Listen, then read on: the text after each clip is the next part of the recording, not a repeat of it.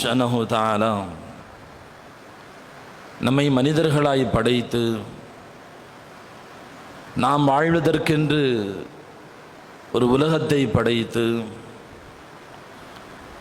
நமக்காக பல வாழ்வாதாரங்களை தந்து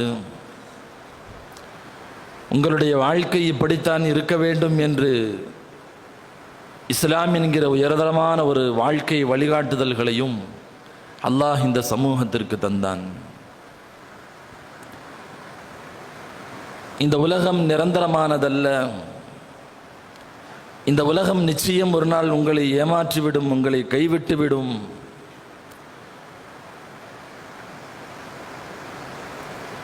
மறுமையினால் தான் உங்களுக்கான நிரந்தர இருப்பிடம், உண்மையான இருப்பிடம், உண்மையான வாழ்க்கை என்பதை குர்ஆனின் வாயிலாகவும் ஹதீஸின் வாயிலாகவும் இந்த மனித சமூகத்திற்கு அல்லாஹ் நினைவுபடுத்தி கொண்டே இருக்கிறார்.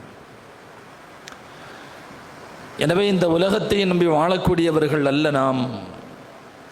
இதற்கு பின்னால் கண்ணுக்கு தெரியாத நிச்சயம் வரவிருக்கக்கூடிய ஒரு வாழ்க்கையை எதிர்பார்த்து வாழ்ந்து கொண்டிருக்கக்கூடியவர்கள் நாம். இந்த வாழ்க்கையை விட அந்த வாழ்க்கை சிறப்பாக அமைய வேண்டும் என்று நினைக்கக்கூடியவர்கள் நாம்.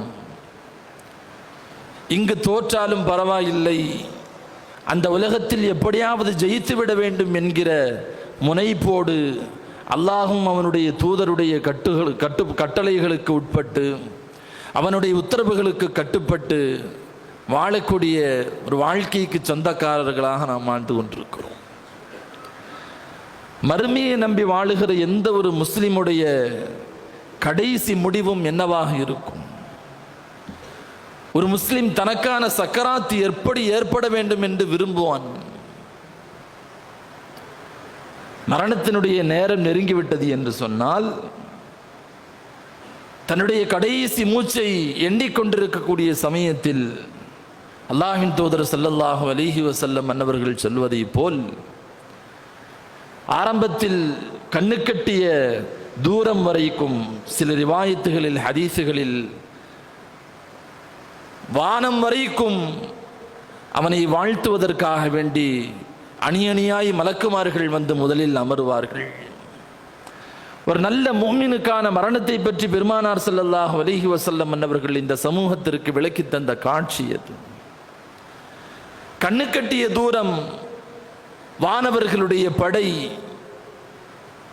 மிக அழகிய முறையில் சலாமத்தான முறையில் அந்த முஃமினை சுற்றி வந்து அமருவார்கள். அவர்களுடைய கையிலே தங்கத்தினாலான தட்டுகள் இருக்கும், பட்டாடைகள் இருக்கும். உலகம் அதுவரை கண்டிராத சிறந்த அத்தர்கள் இருக்கும். எல்லா மலக்குமார்களும் அவரிடத்தில் வந்து பயப்பட வேண்டாம், கவலைப்பட வேண்டாம், சஞ்சலப்பட வேண்டாம் என்று அவருக்கு வாழ்த்து செய்தி சொல்லிக் கொண்டே இருப்பார்கள், ஆறுதல் படுத்தி கொண்டே இருப்பார்கள்.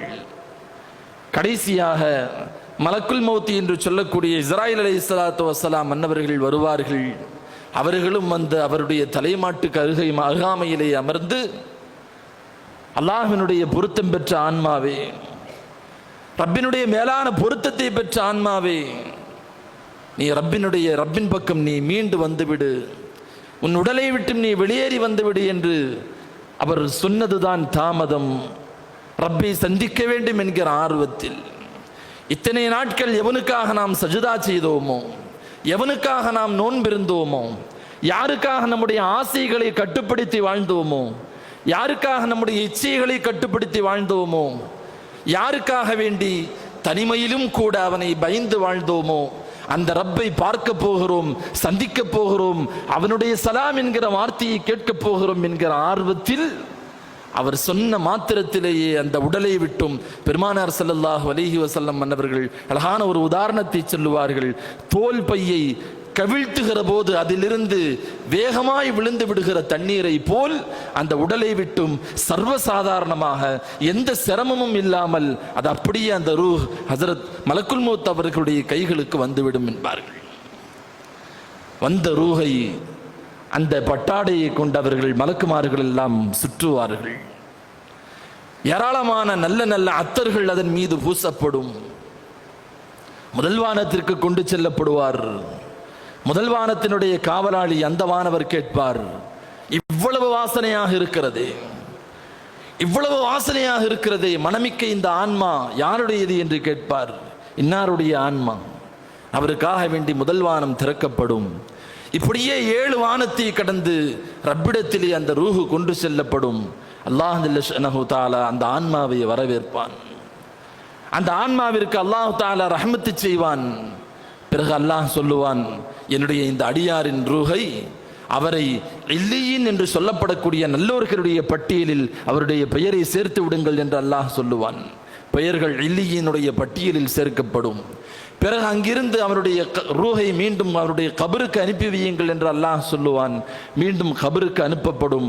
அந்த மனிதருக்கு சொர்க்கம் தொடர்ந்து காலையிலேயும் மாலையிலேயும் சில ஹதீசுகளில் எல்லா தருணங்களிலேயும் அவன் அனுபவிக்க போகக்கூடிய சொர்க்கத்தை பார்த்து கொண்டே மீதமுண்டான இந்த நாட்களை அந்த ரூஹ் கழித்து கொண்டிருக்கும் என்கிற பெருமானார் ஸல்லல்லாஹு அலைஹி வஸல்லம் மன்னவர்களுடைய அந்த சொல்லக்கூடிய காட்சிதான் இந்த உலகத்தில் ஒவ்வொரு முஃமினும் எதிர்பார்க்கக்கூடிய மரணம் இல்லையா? யாராக இருக்கட்டும், அல்லாஹ்வை நம்பி அவருடைய ரசூலுடைய வார்த்தைகளை நம்பி இந்த உலகத்தை ஒரு பெரிய விஷயமாக கருதாமல் ஆகிரத்தை மட்டும் குறிக்கோளாக கொண்டு வாழுகிற எந்த ஒரு முஸ்லிமுடைய மரண நேரமும் பெருமானார் ஸல்லல்லாஹு அலைஹி வஸல்லம் மன்னவர்கள் சொன்ன இந்த காட்சி அமைப்பில் நடைபெற வேண்டும் என்றுதான் விரும்புவோம். ஒரு முஃமினுக்கு இது போன்ற ஒரு மரணம் நிகழ வேண்டும் என்று சொன்னால், இதுபோல ஒரு சாலிஹீன்களுடைய மரணம் நிகழ வேண்டும் என்று சொன்னால், இது மட்டுமல்ல, பெருமானார் நீண்ட ஹதீஸை சொன்னார்கள். கபரிலே அவர் வைக்கப்படுகிற போது ஒரு நல்ல முஸ்லிமாக முஃமினாக இருந்தால் அங்கே வரக்கூடிய முன்கர் நக்கீரும் அவ்வளவு அழகான தோற்றத்தில் அவர்கள் வருவார்கள். அவரிடத்தில் கேள்வி கேட்பார்கள், மன் ரப்புக வமா தீனுக மாதா தகூலு ஃபீ ஹாதர் ரஜுல். பெருமானாரை காட்டி கேட்கப்படும், இவரை பற்றி உங்களுடைய அபிப்பிராயம் என்ன? ஹாதா முஹம்மது ரசூலுல்லாஹி ஸல்லல்லாஹு அலைஹி வஸல்லம், இது அல்லாஹ்வுடைய தூதர் ஸல்லல்லாஹு அலைஹி வஸல்லம் மன்னவர்கள் என்று பேரன்போடு அந்த ஆன்மா சொல்லக்கூடிய சமயத்தில் வானவர்கள் சொல்லுவார்கள், எங்களுக்கு தெரியும், நீ மிகச்சரியான பதிலை என்று நீ சொல்வாய் என்று எங்களுக்கு ஏற்கனவே தெரியும். இதோ சொர்க்கத்தில் உனக்கான இருப்பிடத்தை பார் என்பார்கள். என் அடியாருக்காக சோனத்தின் வாசல்களை கபரிலே திறந்து வையுங்கள் என்று அல்லாஹ் உத்தரவிடுவான். சொர்க்கத்தினுடைய விரிப்பு கபரிலே விரிக்கப்படும். கண்ணு கட்டிய தூரம் அந்த கபர் விசாலமாகிவிடும். நாளை ஆகிரத்திலே அவர் எழுந்திருக்கிற போதும் கூட லா இலாஹ இல்லல்லாஹ் என்று சொல்லிக்கொண்டு தன் தலையிலே இருக்கக்கூடிய மண்ணை எல்லாம் தட்டி கொண்டு ரப்பை நோக்கி அவர் விரைந்து விடுவார் என்கிற இந்த ஒரு வாழ்க்கை தான் ஒரு முஃமின் தன்னுடைய கடைசி முடிவாக இருக்க வேண்டும் என்று விரும்புவான். இந்த வாழ்க்கையை நமக்கு சொந்தமாக வேண்டும் என்று சொன்னால், இந்த கடைசி நல்ல முடிவு எனக்கும் ஏற்பட வேண்டும் என்று நாம் நினைத்தால், அதற்கு நாம் இந்த உலகத்தில் கடைபிடிக்க வேண்டிய ஒரே ஒரு வழி அத்தக்குவா, இறையச்சம் என்கிற அந்த பண்பு. வேறு எதை கொண்டும் நாம் எந்த காலத்திலேயும் இந்த ஒரு நிலையை நாம் அடைந்து விட முடியாது.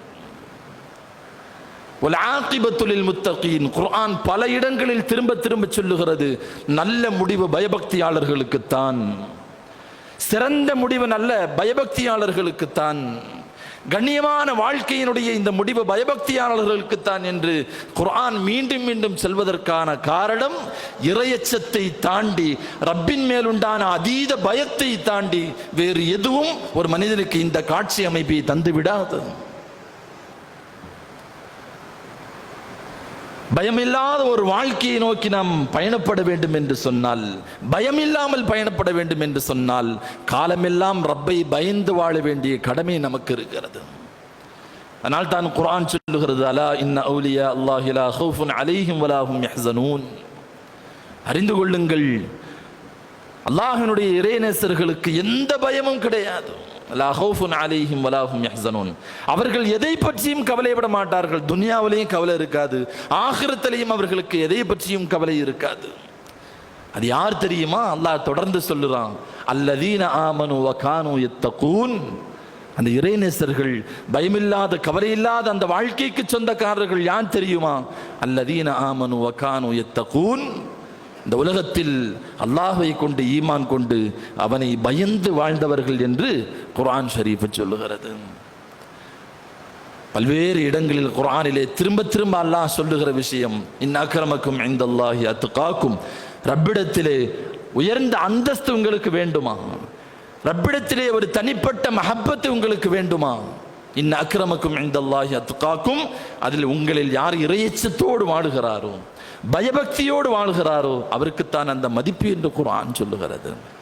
பெருமானார் ஸல்லல்லாஹு அலைஹி வஸல்லம் அவர்கள் சொல்லுவார்கள், இன்னல்லாஹ லா யன்லுரு இலா சுவரிக்கும் அம்வாலிக்கும். அல்லாஹ் இந்த காலத்திலேயே உங்களுடைய பொருளாதாரத்தையோ வெளித்தோற்றத்தையோ அவன் பார்ப்பதில்லை. வலாக்கின் அல்லாஹ் யன்லுரு இலா குலூபிக்கும் அமாலிக்கும். அல்லாஹ் உங்களுடைய கல்புகளை பார்க்கிறான். அந்த கல்பின் விளைவாய் நீங்கள் செய்யக்கூடிய அமல்களை அல்லாஹ் நோட்டமிடுகிறான் என்றார்கள் ஸல்லல்லாஹு அலைஹி வஸல்லம். தக்வான்னா என்ன? தக்வா என்றால் என்ன? பெருமானார் ஸல்லல்லாஹு அலைஹி வஸல்லம் சொல்லுவாங்க, அத்தக்வா ஹாஹுனா. 3 தடவை சொன்னாங்க, அத்தக்வா ஹாஹுனா, அத்தக்வா ஹாஹுனா, அத்தக்வா ஹாஹுனா. 3 முறை பெருமானார் சொன்னார்கள், தக்வா என்பது வெளித்தோற்றத்தில் அல்ல, ஆடையிலே அல்ல, நாம் செய்யக்கூடிய செயல்பாடுகளில் அல்ல. தக்வா என்பது, இறையச்சம் என்பது இங்கே இருக்கிறது என்று பெருமானார் தங்களுடைய கல்வி உள்ளத்தை சுட்டிக்காட்டினார்கள். கண்ணியத்திற்குரியவர்களே, நிறைய இபாதத் செய்வது தக்வாவினுடைய அடையாளம் அல்ல. நிறைய நன்மைகள் செய்வது தக்வாவினுடைய அடையாளம் அல்ல. பெருமானார் அதைத்தான் தெளிவாக சொன்னார்கள், தக்வா இங்கே இருக்கிறது. அல்லாஹ்வை பயந்து வாழ்வது என்பது நிறைய இபாதத் செய்யறதுன்னு அர்த்தம் அல்ல. அத்தக்வா என்று சொன்னாலேயே முஹர்ரமாத்துகளை விட்டும் அல்லாஹ் தடுத்த ஹராம்களை விட்டும் தன்னை தற்காத்து வாழ்வதற்கு பெயர் தான் அத்தக்வா. நாம என்ன நினைச்சிட்டு இருக்கிறோம்னு சொன்னா, நிறைய இபாதத் செஞ்சுட்டாங்க, ட்ரெஸ் எல்லாம் கொஞ்சம் பார்க்கறதுக்கு தக்வாதாரி மாதிரி போட்டுட்டோம்னு சொன்னா பெரிய ஆளுன்னு நாம நினைக்கிறோம். பெருமானார் ஸல்லல்லாஹு அலைஹி வஸல்லம் அவர்கள் எந்த வெளிப்புற தோற்றத்தையும் ஒரு மனிதனுடைய இறையச்சத்திற்கான அளவுகோலாக பெருமானார் நிர்ணயிக்கவில்லை. இறையச்சத்திற்கான அளவுகோல் என்பது அவனுடைய கல்பு தான், அவனுடைய உள்ளம்தான். அல்லாஹ்வை பற்றி அவன் என்ன நினைக்கிறான், அல்லாஹ்வை பற்றி அவனுண்டான அபிப்பிராயம் என்ன, அதைத்தான் அல்லாஹ் கல்புகளிலே பார்க்கிறான். உமர் ரலியல்லாஹு அன்ஹு அவர்கள் உபய் இப்னு கஅப் ரலியல்லாஹு அன்ஹு அவர்களை பார்த்து கேட்டார்கள். உபய் ரலியல்லாஹு அன்ஹு பார்த்து கேட்டாங்க, உபையே, தக்வான்னா என்னன்னு உனக்கு தெரியுமா? தக்வா என்றால் என்ன, கொஞ்சம் சொல்லிக் கொடுங்களேன்னு உமர் ரலியல்லாஹு அன்ஹு அவர்கள் கேட்டார்கள். உபய் இப்னு கஅப் ரலியல்லாஹு அன்ஹு கேட்டாங்க, என்றைக்காவது முள்மரங்களுக்கு நடுவே நீங்கள் நடந்து சென்றதுண்டா ஒத்தையடி பாதையிலே? ஆம், சென்றதுண்டு. எப்படி நடப்பீங்க? என்னுடைய ஆடைகள் எந்த முள்மரத்திலையும் சிக்கிவிடாமல் பக்குவமாக நடப்பேன். அதுதான் தக்வா, அதுதான் இறையச்சம் என்றார்கள் உபய் இப்னு கஅப் ரலியல்லாஹு அன்ஹு அவர்கள். உங்களுடைய வாழ்க்கையின் எந்த தருணமும் அல்லாஹ் தடை செய்த பாவங்களில் போய் சேர்ந்து விடக்கூடாது. கண்ணியத்திற்குரிய முஃமினீன்களே, இறையச்சம் என்பது அதுதான். எல்லா சூழல்களிலேயும் மக்களுக்கு மத்தியில் இருக்கும்போது நல்ல மாதிரி நடிக்கிறதும், தனிமை கிடைக்கிற போது அல்லாஹ் தடுத்த எல்லா காரியங்களை செய்வதும், ஸல்லல்லாஹு அலைஹி வஸல்லம் மன்னவர்கள் மிக கடுமையாக இவர்களை பற்றி சாடி இருக்கிறார். சஹாபாக்கள்கிட்ட சொன்னாங்க, என் உம்மத்தில் சில பேர் இப்படி வருவாங்க, எனக்கு தெரியும். பெருமானார் சொன்னார்கள், அவர்களை பற்றி நான் நன்கு அறிவேன், எனக்கு தெரியும் அவங்களை பற்றி. அவர்கள் மக்களுக்கு உபதேசம் செய்வார்கள், மக்களுக்கு நல்லதை சொல்லுவார்கள். யாராவது எங்கேயாவது தப்பு செஞ்சா இதை பண்ணாதேன்னு சொல்லுவாங்க. மக்களுடைய வெளிப்புற தோற்றத்திலே தன்னை பெரிய ஒரு தக்வாதாரியாக, ரப்பை சார்ந்தவராக, மார்க்கத்தோடு பேணி வாழக்கூடியவராக தன்னை காட்டிக்கொள்ளுவார். அவரும் உங்களை மாதிரி ஆளுதான், உங்களை போன்ற ஒரு மனிதர் தான். ஸல்லல்லாஹு அலைஹி வஸல்லம் தொடர்ந்து சொன்னாங்க, உங்களை போன்று அவர் இரவிலே தஹஜ்ஜுதும் தொழுவார். உங்களை மாதிரி தஹஜ்ஜுதும் தொழுவார். எல்லா இபாதத்தும் அவரிடத்தில் இருக்கும். ஆனால் என்றைக்காவது ஒரு தனிமை அவருக்கு கிடைத்தது என்று சொன்னால், அந்த நேரத்தில் அல்லாஹ் தடுத்த ஹராமான காரியங்களை செய்வதற்கான வாய்ப்பு அவருக்கு அமைந்தது என்று சொன்னால், எந்த யோசனையும் இல்லாமல், எந்த குழப்பமும் இல்லாமல் அதை மிக தெளிவாக செய்து விடுவார் என்றார்கள் பெருமானார் ஸல்லல்லாஹு அலைஹி வஸல்லம். நாம நம்மளுடைய தக்வா எப்படி இருக்குன்னு நாம யோசிச்சு பார்க்கணும். அல்லாஹ் நம் எல்லோருக்கும் அதை நசீபாக்குவானா. நம்முடைய வாழ்க்கை எப்படி இருக்கிறது, அந்தரங்க வாழ்க்கை எப்படி இருக்கிறது? மக்களுக்கு மத்தியில் நடிக்கிறதுங்கிறது சாதாரணமான விஷயம், எல்லோராலும் நடித்து விட முடியும். ஆனால் தனிமையில் இருக்கிற போது, ஒரு தொழுகையினுடைய நேரம் வருது, மக்களோட இருந்தா நாம தொழுதாகணும், தொழுகையை பற்றி பேசியாகணும், எங்கேயாவது பள்ளிக்கு போவோன்னு சொல்லி ஆகணும், இல்லைன்னா இவர் தொழுகையில் சரியில்லைன்னு மக்கள் புரிஞ்சிருவாங்கன்ட்டு நாம் அப்படி நடிக்கிறது பெரிய விஷயம் அல்ல, பேசுறது பெரிய விஷயம் அல்ல. தனிமையாக இருக்கிறார், தனிமையிலே பயணம் செய்கிறார், தனிமை அவருக்கு அமைகிறது, தொழுகையினுடைய நேரம் வருகிறது. அந்த நேரத்தில் தான் நீ எவ்வளவு பெரிய தக்வாதாரி என்பதை அல்லாஹ் சோதித்து பார்க்கிறான். இப்ப நீ என்ன பண்றேன்னு பார்ப்போம். ரப்பின் மீது உண்மையான அச்சமும் பயமும் இருந்தது என்று சொன்னால் அவர் தொழுகைக்கு போய் தொழுதுறார், அந்த ஃபர்லை நிறைவேற்றி விடுகிறார். அல்லது தனிமையில் இருக்கக்கூடிய சமயத்திலே ஒரு பாவம் செய்வதற்கான சூழல் கண்களாலோ நாவுகளாலோ காதுகளாலோ கைகளாலோ கல்புகளாலோ ஏதாவது பாவம் செய்வதற்கான வாய்ப்பு அமைந்தது என்று சொன்னால் அல்லாஹ் அந்த நேரத்தில் தக்வாவை பரிசோதிக்கிறான். கண்ணியத்திற்குரிய முஃமினீன்களே, நாம் ஒன்றை நன்றாக புரிந்து கொள்ள வேண்டும். நாம் இந்த உலகத்தில் எந்த பாவத்தை மறைத்து மறைத்து நாம் செய்கிறோமோ அந்த பாவத்தை நாளை ஆகிரத்திலே கோடான கோடி மக்களுக்கு முன்னால் அல்லாஹ் வெளிச்சம் போட்டு கேவலப்படுத்தி விடுவான். இறைச்சத்தோடு நாம் வாழ வேண்டும். எந்த நேரத்திலும் அல்லாஹ்வினுடைய பயம் நம்முடைய கல்புகளில் இருந்து கொண்டே இருக்க வேண்டும். இறையச்சம் என்பது இபாதத் செய்யறதல்ல, பாவங்களை விட்டும் தவிர்ந்திருக்க வேண்டும். அது என்ன பாவமாக இருந்தாலும் சரி, இறையச்சமுள்ள வாழ்க்கைக்குத்தான் நல்ல முடிவு. இறையச்சத்தோடு வருகிற 2 சொட்டு கண்ணீர் நரகத்தின் நெருப்பை தணித்து விடும் என்றார்கள் பெருமானார் ஸல்லல்லாஹு அலைஹி வஸல்லம் அவர்கள். இறையச்சத்தோடு வரக்கூடிய 2 சொட்டு கண்ணீர் நரகத்தையே அது அணைத்து விடும் என்றார்கள் ஸல்லல்லாஹு அலைஹி வஸல்லம். அவ்வளவு பவர், அவ்வளவு சக்தி அந்த கண்ணீர் துளிகளுக்கு உண்டு. வாழ்நாள் முழுக்க அல்லாஹ்வை பயந்து வாழ்ந்தவர்களுக்கு எப்பேற்பட்ட சோபனங்களை அல்லாஹ் தந்திருக்கிறான். வாழ்க்கையில் கடுமையான நெருக்கடி, கஷ்டம், சிரமங்கள் வருகிறதா? குர்ஆன் சொல்லுகிறது, வமன் யத்தகில்லாஹ யஜ்அல் லஹு மக்ரஜா.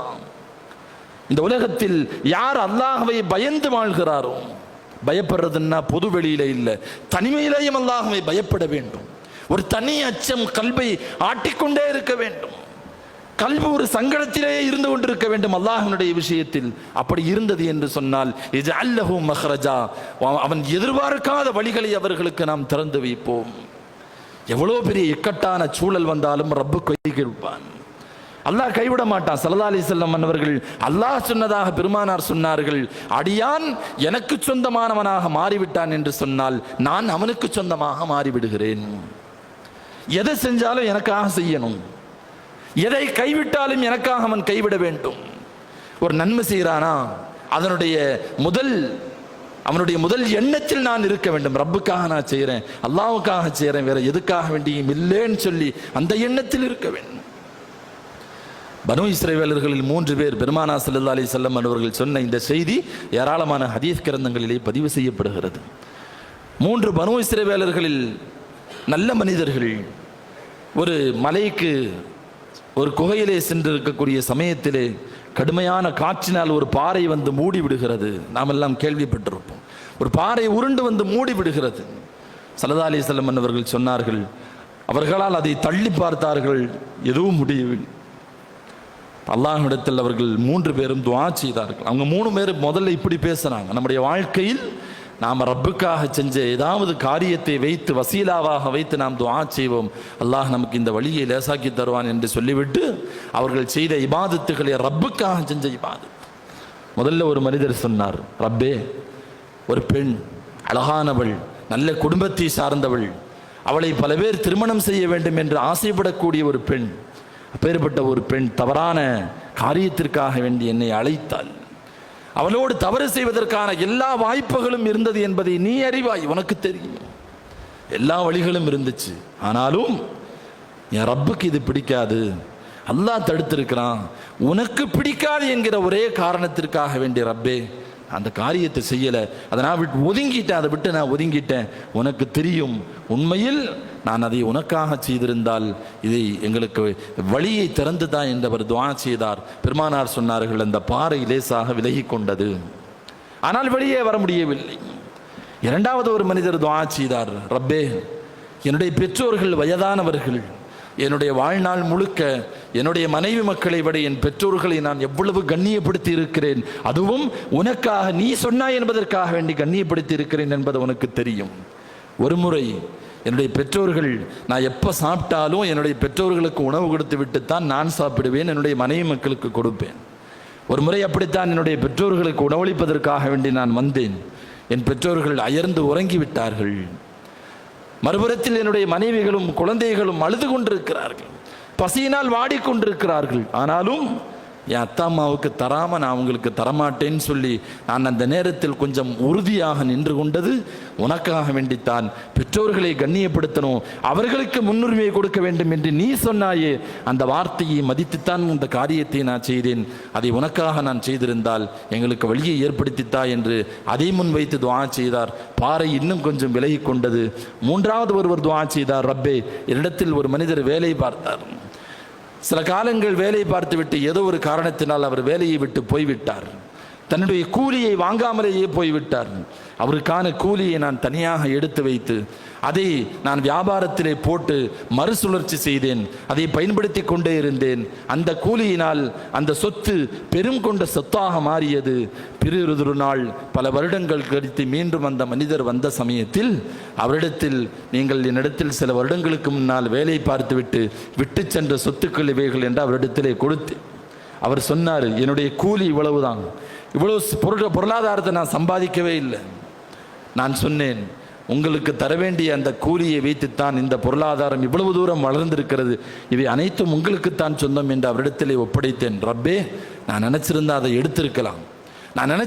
எடுத்திருக்கலாம், ஆனால் உனக்காக வேண்டி நான் அதை செய்தேன்.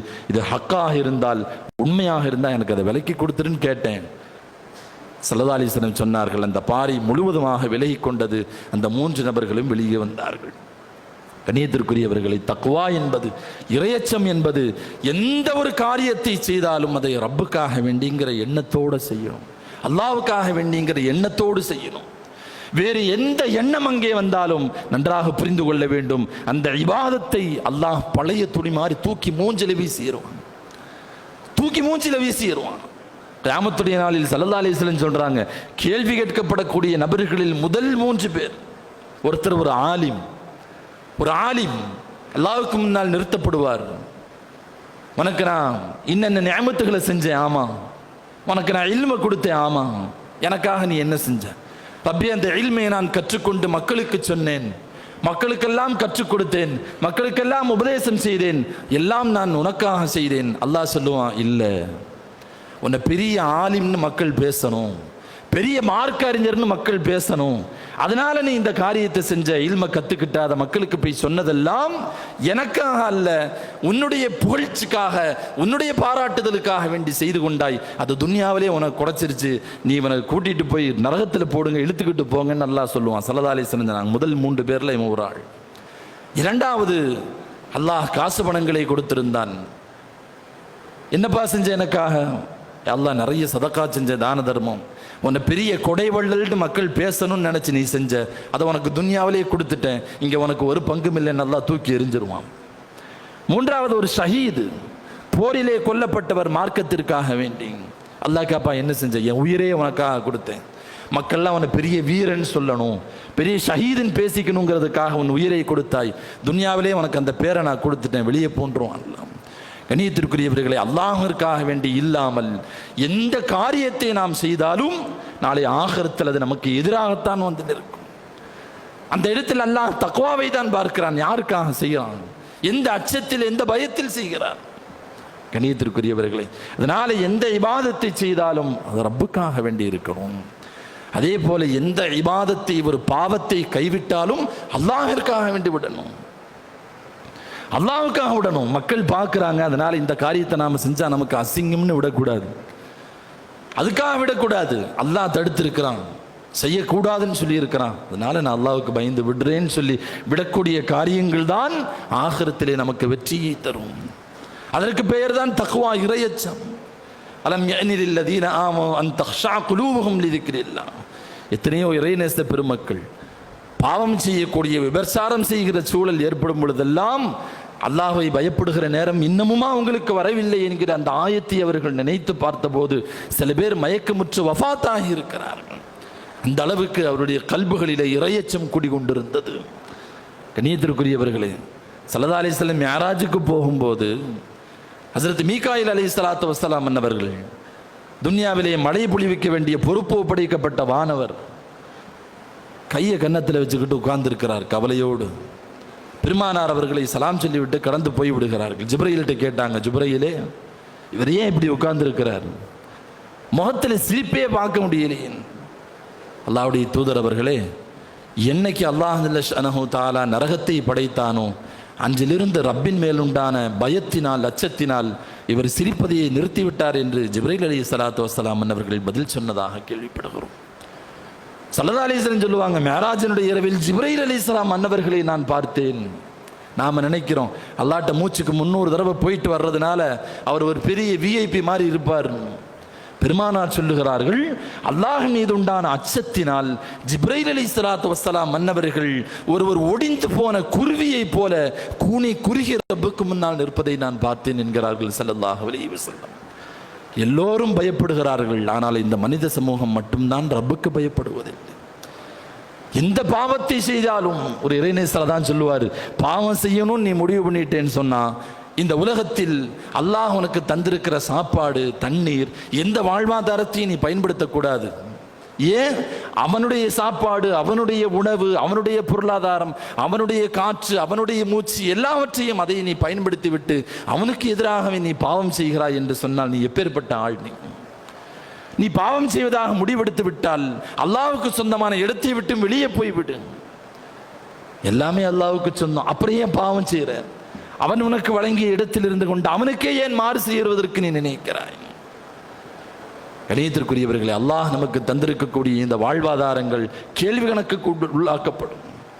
எனவே இறையச்சத்தோடு கூடிய ஒரு வாழ்க்கை மட்டும்தான் துன்யாவிலேயும் ஆகிரத்திலேயும் நமக்கு ஒரு நல்ல வாழ்க்கையாக அமையும். இறையச்சம் இல்லாத வாழ்க்கை, இறையச்சம் என்பது ஒண்ணுமில்லை. நமக்கு கல்வில தக்வா இருக்குதா இல்லையான்னு நாம பரிசோதித்து பார்ப்பதற்கு நம்மளுடைய தனிமை ஒன்று போதுமானது.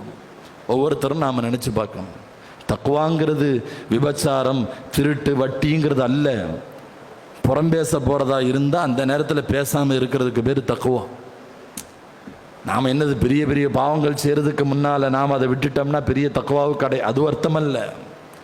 ஒரு முஃமினை பற்றி குறை பேச போகிறோம், இன்னொருத்தண்ட பேச போகிறோம், அந்த நேரத்தில் பயப்படுறோம், வேண்டாம். இவனுடைய குறையை நாம் இங்கே வெளிப்படுத்தினா 2 பேர் முன்னால் வெளிப்படுத்துகிறோம், நாளைக்கு அல்லாஹு தஆலா கோடிக்கணக்கான நபர்களுக்கு முன்னால் நம்ம குறையை வெளிப்படுத்தினா என்ன ஆகிறது? அமைதியாக இருந்துடுறான். ஒரு முஃமினுக்கு அநியாயம் செய்ய போகிறார், அமைதியாக இருந்தார். புறம்பேச போறாரு, அமைதியாக இருக்கிறாரு. பொய் சொல்வதற்கு முன்னால் அல்லாஹ்வினுடைய பயம். ஒரு அந்நிய பெண்ணை பார்ப்பதற்கு முன்னால் அல்லாஹ்வினுடைய பயம். ஒரு இசையை கேட்பதற்கு முன்னால் அல்லாஹ்வினுடைய பயம். எதை பற்றி எந்த ஒரு காரியத்தை செய்தாலும் இது ரப்புக்கு விருப்பமானதா இல்லையா என்பதை யோசித்து அந்த காரியத்தில் அடியெடுத்து வைப்பதற்கு பெயர்தான் இறையச்சம்.